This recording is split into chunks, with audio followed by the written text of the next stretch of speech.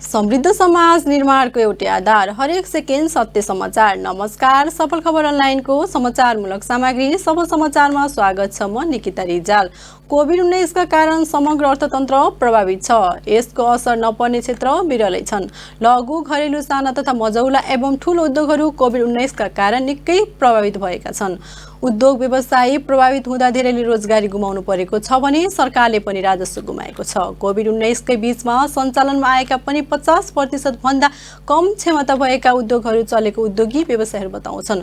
COVID-19 का कारण लघु, घरेलु तथा साना उद्योग झनै बढी प्रभावित भएको नेपाल घरेलु तथा साना उद्योग महासङ्घको रेकर्डमा छ। त्यसमाथि पनि श्रमिकको अभाव हुँदा उद्योग सञ्चालनमा थप चुनौती थपिएको छ। भारतीय श्रमिकमाथि निर्भर भएका साना उद्योगहरू बढी प्रभावित भएका छन्। अब वैदेशिक रोजगारबाट स्वदेश फर्किएका नेपालीलाई तालिम प्रदान गरी उनीहरूलाई नै दक्ष बनाउन सके भारतीय श्रमिकबाट निर्भरता घट्ने छ भने त्यसले देशमा रोजगारीको प्रबन्ध गरी देशलाई गरिबीको रेखाबाट माथि धकेल्नेछ। अब राज्यको ध्यान त्यसतर्फ अगाडि बढोस्। न्युज सुरु गरौँ अहिलेसम्मका प्रमुख खबरबाट। नेकपालाई जोगाइराख्न चुनौती, पार्टी विभाजनमा जान नदिन फेरि ठूलो कसरत गर्नुपर्ने प्रवक्ता श्रेष्ठको भनाई।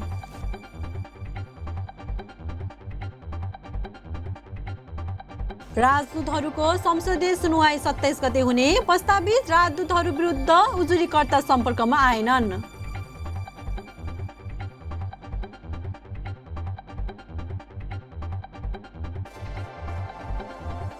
नेपालमा पर्यटक आउने क्रम बढ्यो, हिमाल चढ्न धेरै विदेशी नेपाल भित्रिए।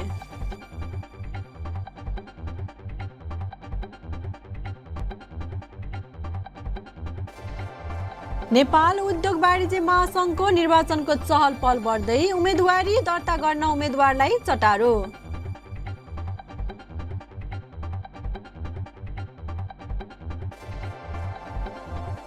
र कान्ति बाल अस्पताललाई महानगरले दियो 1 थान PCR मेसिन, कोरोना नियन्त्रणमा सहज हुने अपेक्षा।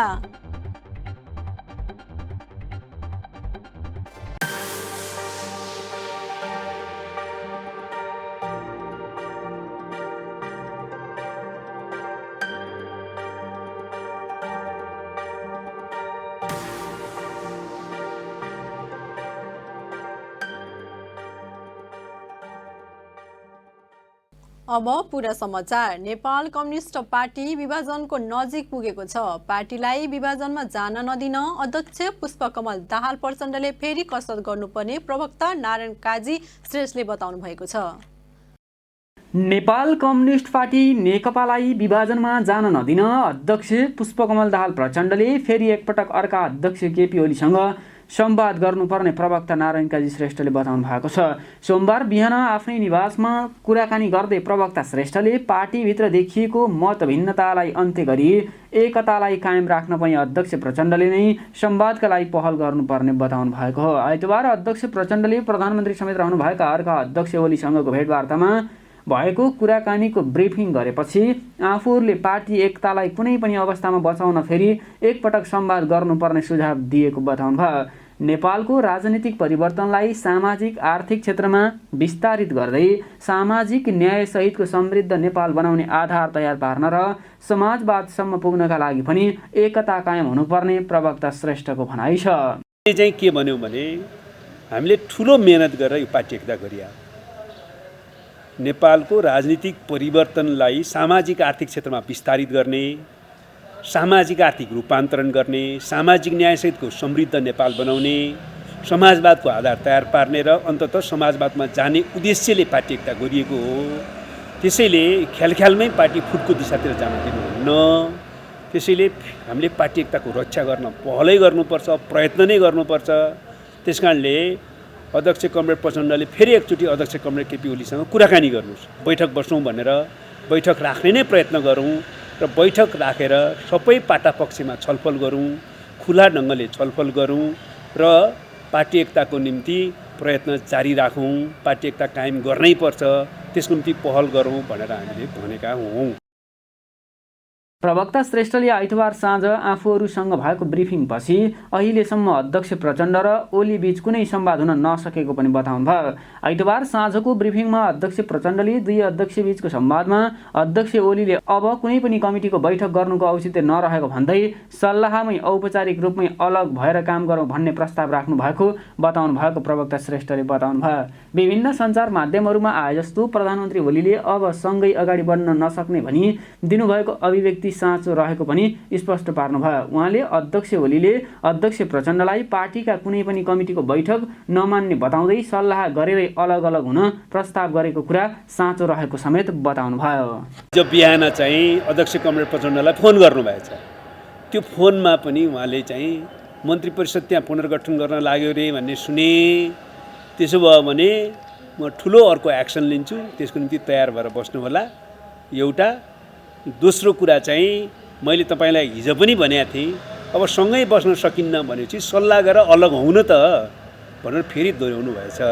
यो कुरा चाहिँ कमरेड प्रचण्डले हामीलाई ब्रिफिङ गर्नुभयो। त्यो दुवै अघिल्लो दिनको भेटघाटमा पनि र फोन वार्तामा पनि कमरेड केपी ओलीले त्यसो भनिसकेपछि उहाँले के भन्नुभयो त भन्दाखेरि त्यसो कहाँ हुन्छ, यो सल्लाह गरेर फुटौँ भन्ने कुरा नि हुन्छ र यो। त्यस कारण त्यसो गर्न हुँदैन, बरु बैठकमै बसेर छलफल गरौँ न, के गर्ने कसो गर्ने भनेर सल्लाह गरौँ भनेर मैले भनेँ। तर उहाँले चाहिँ बैठक बस्न पनि मान्नु भएन, बैठकको निर्णय पनि मान्दिनँ भन्नुभयो। बैठक तपाईँहरूले बस्ने पहल कदमी गर्नुभयो भने म एक्सन चाल्छु भन्नुभयो, बरु अलग अलग हुन जाउँ भनेर भन्नुभयो। एकदम सङ्कट आइपर्यो पार्टीमा भनेर हामीलाई ब्रिफ गराउनु भयो। विभिन्न देशका लागि प्रस्तावित 3 जना राजदूतको संसदीय सुनुवाई कार्तिक 27 गते हुने भएको छ। प्रस्तावित राजदूतहरू विरुद्ध उजुरीकर्ताहरू सम्पर्कमा नआएपछि 27 गतेका लागि सुनुवाई तोकिएको हो। अमेरिकाका लागि डाक्टर युवराज खतिवडा, बेलायतका लागि लोकदर्शन रेग्मी र दक्षिण अफ्रिकाका लागि निर्मल कुमार विश्वकर्मालाई राजदूतमा सिफारिस गरिएकोमा सुनुवाई हुन बाँकी छ। प्रस्तावित राजदूतहरू विरुद्ध समितिमा 4 वटा उजुरी परेका छन्, तर उजुरीकर्ताहरू नै सम्पर्कमा नआएपछि सुनुवाई रोकिएको हो। यसअघि कार्तिक 4 गते गोरखापत्रमा सार्वजनिक सूचना नै जारी गरेर उजुरीकर्ताहरूलाई सम्पर्कमा आउन भनिएको थियो। संसदीय सुनुवाई समिति सभापति लक्ष्मणलाल कर्णले उजुरीकर्ताहरू नआएपछि 27 गतेका लागि अर्को सुनुवाईको मिति तोक्नु भएको हो। एकदम लास्ट पोइन्टमा गर्दा फेरि अप्ठ्यारो पर्ला, कोरम आदि कहिलेकाहीँ भइदिन्छ। त्यसकारण तिहारभन्दा अगाडि शुक्रबार पर्दो रहेछ लास्ट टाइम। हामीले शुक्रबार किन लास्ट टाइममा गर्ने, बिहिबार नै गरौँ। बिहिबार गर्दाको अवस्थामा भ्याएन भने शुक्रबार पनि गर्न सक्छौँ वा छलफल गर्न सक्छौँ। त्यसकारण 2 दिन टाइम भएको कारणले कति गते पर्दो रहेछ, 27 गते, यही महिनाको 27 गते 11 बजे गरौँ।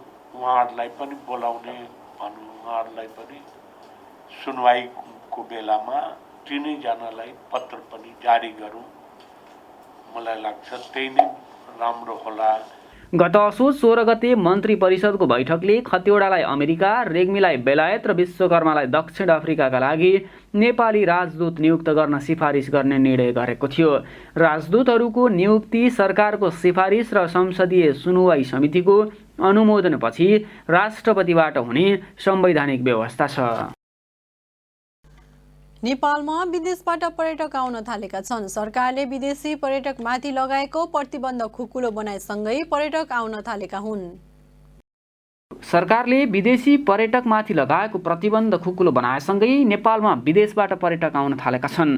अध्यागमन विभागका अनुसार गत साउनसम्म नगण्य रहेको विदेशी नागरिकको आवागमन भदौपछि भने बढ्न थालेको छ। असोजमा पनि यस्तो सङ्ख्यामा वृद्धि भएको पाइएको छ। सरकारले अक्टोबर 17 पछि पर्यटन विभाग र ट्राभल व्यवसायीको सिफारिसमा अन अराइभल भिसाको अनुमति दिएसँगै विदेशी पर्यटक आवागमनले गति लिएको पर्यटन व्यवसायीहरू बताउँछन्। महामारीका बीचमा पनि पर्यटक आवागमन राम्रै हुने सङ्केत देखिएको छ। सरकारले पर्वतारोहण र पदयात्राका लागि 17 अक्टोबरबाट नेपाल खुल्ला भएको घोषणा गरेको हो।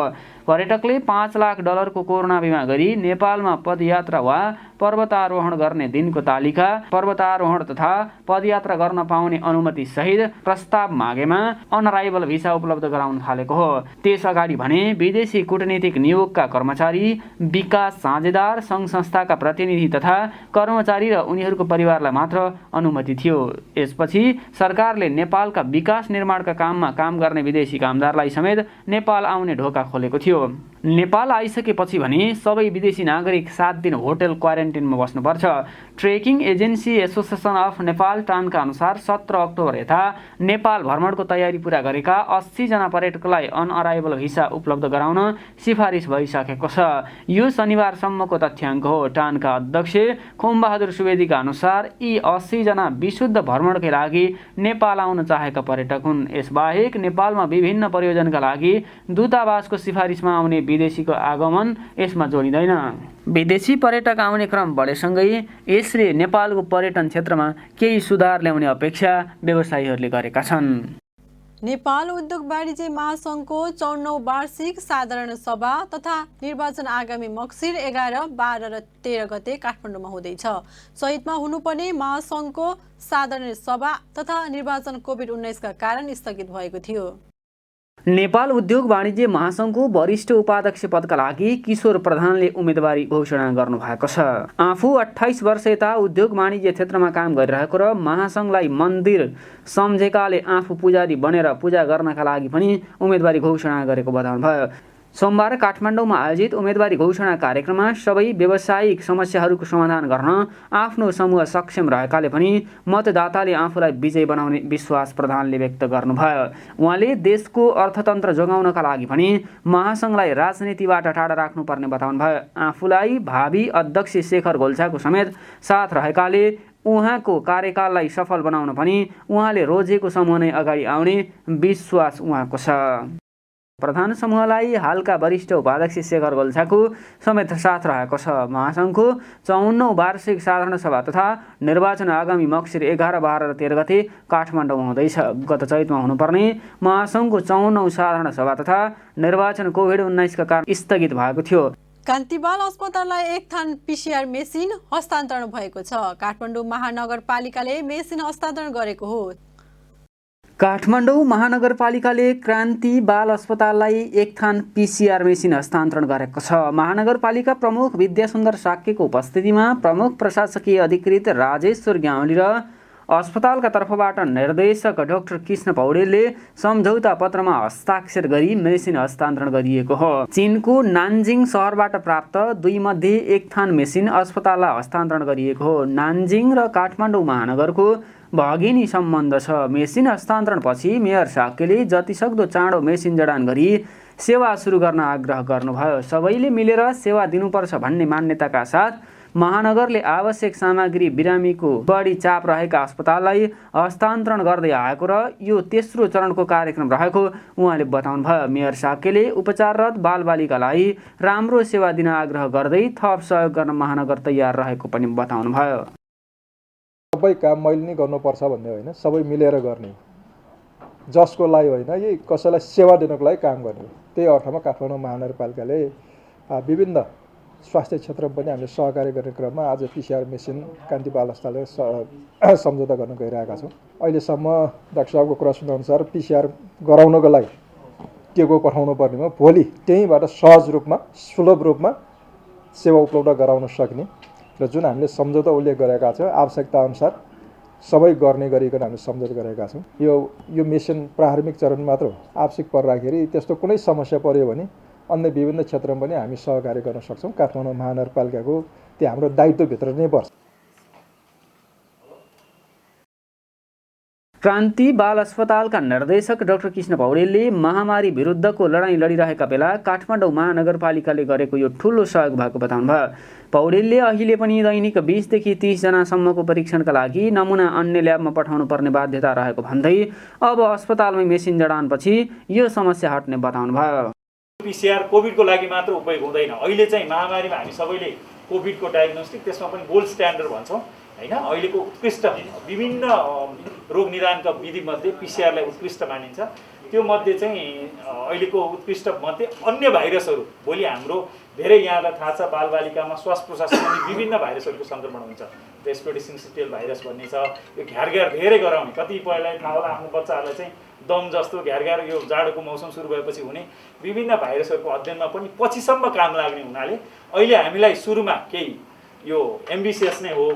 क्रान्ति बाल अस्पतालमा 32 जना बालबालिकालाई कोरोना पोजिटिभ देखिएको छ। अहिलेसम्म 2 जनाले कोरोनाका कारण ज्यान गुमाएका छन्। काठमाडौँ महानगरपालिकाले गत साउन 19 गते चिकित्सा विज्ञान राष्ट्रिय प्रतिष्ठान, वीर अस्पताल र परोपकार प्रसुति तथा स्त्री रोग अस्पताललाई कोभिड-19 परीक्षण गर्ने मेसिनसहित अत्यावश्यक स्वास्थ्य सामग्री हस्तान्तरण गरेको थियो। भगिनी सम्बन्ध स्थापित जनवादी गणतन्त्र चीनको तिब्बत स्वशासित क्षेत्रमा रहेको लासा नगरले महानगरपालिकालाई अनुदान स्वरूप दिएका सामग्रीमध्ये केही सामग्री ती 2 अस्पताललाई हस्तान्तरण भएको हो।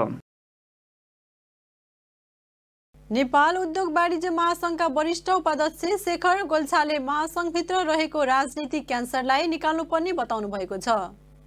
नेपाल उद्योग वाणिज्य महासंघका वरिष्ठ उपाध्यक्ष शेखर गोल्छाले महासंघभित्र रहेको राजनीतिक क्यान्सरलाई निकाल्नुपर्ने बताउनु भएको छ। महासंघलाई पूर्व अध्यक्षहरूले राजनीति गर्ने थलो बनाएको प्रति इङ्गित गर्दै वरिष्ठ उपाध्यक्ष गोल्छाले अब निर्वाचित व्यक्तिहरूले नै महासंघलाई हाँक्ने बताउनु भयो। महासंघको वरिष्ठ उपाध्यक्षका प्रत्याशी किशोर प्रधानले उम्मेदवारी घोषणा गर्न काठमाडौँमा आयोजित एक कार्यक्रमलाई सम्बोधन गर्दै हालका वरिष्ठ उपाध्यक्ष गोल्छाले राजनीतिक क्यान्सरलाई हटाउनै पर्ने बताउनु भएको हो। उद्योग वाणिज्य महासंघमा एउटा क्यान्सर फैलिएको छ, राजनीतिको क्यान्सर। अबको समयमा हामीले त्यो क्यान्सरलाई निकाल्न सक्नुपर्छ र जो निर्वाचित व्यक्तित्वहरू हुनुहुन्छ उनीहरूले नै उद्योग वाणिज्य महासंघ हाँक्न सक्नुपर्छ। अरू कोही व्यक्तिको जो निर्वाचित छैन उनीको कुनै चलखेल हामी उद्योग वाणिज्य महासंघमा हुन दिँदैनौँ, किनभने यो सबै विकृति हो भनेर मलाई लाग्छ। र जो निर्वाचित हुन्छ हो सम्पूर्ण पूर्व अध्यक्षज्यूहरू आदरणीय हुनुहुन्छ, आदरणीय कुचदाई यहाँ हुनुहुन्छ। हामी यो विषम परिस्थितिमा उहाँसँग सल्लाह र सुझाव जहिले पनि लिनेछौँ।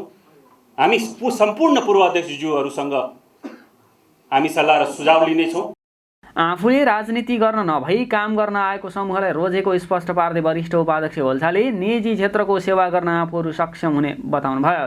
उहाँले महासंघलाई समस्याको समाधान गर्ने निकायको रूपमा मात्रै सीमित नरहेर नेपालको समग्र निजी क्षेत्रको सुदृढीकरणका लागि काम गर्ने प्रतिबद्धता व्यक्त गर्नुभयो। वरिष्ठ उपाध्यक्ष गोल्छाले आगामी निर्वाचनमा वरिष्ठ उपाध्यक्ष पदका लागि प्रत्याशी किशोर प्रधानको समूहलाई साथ दिनुभएको छ। अब मौसम सम्बन्धी जानकारी।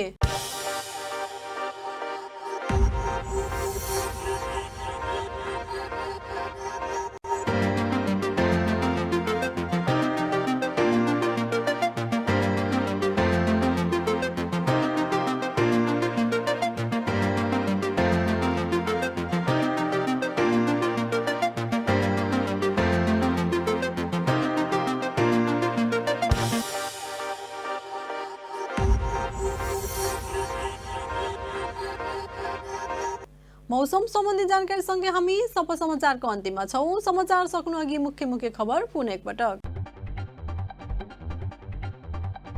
नेकपालाई जोगाइराख्न चुनौती, पार्टी विभाजनमा जान नदिन फेरि ठूलो कसरत गर्नुपर्ने प्रवक्ता श्रेष्ठको भनाई।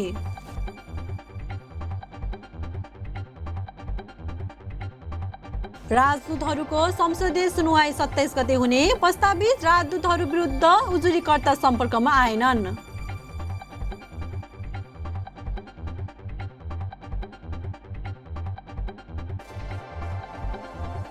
नेपालमा पर्यटक आउने क्रम बढ्यो, हिमाल चढ्न धेरै विदेशी नेपाल भित्रिए।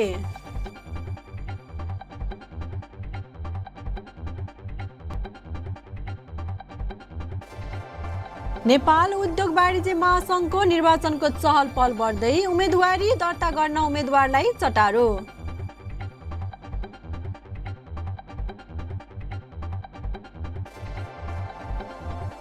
र कान्ति बाल अस्पताललाई महानगरले दियो 1 थान PCR मेसिन, कोरोना नियन्त्रणमा सहज हुने अपेक्षा।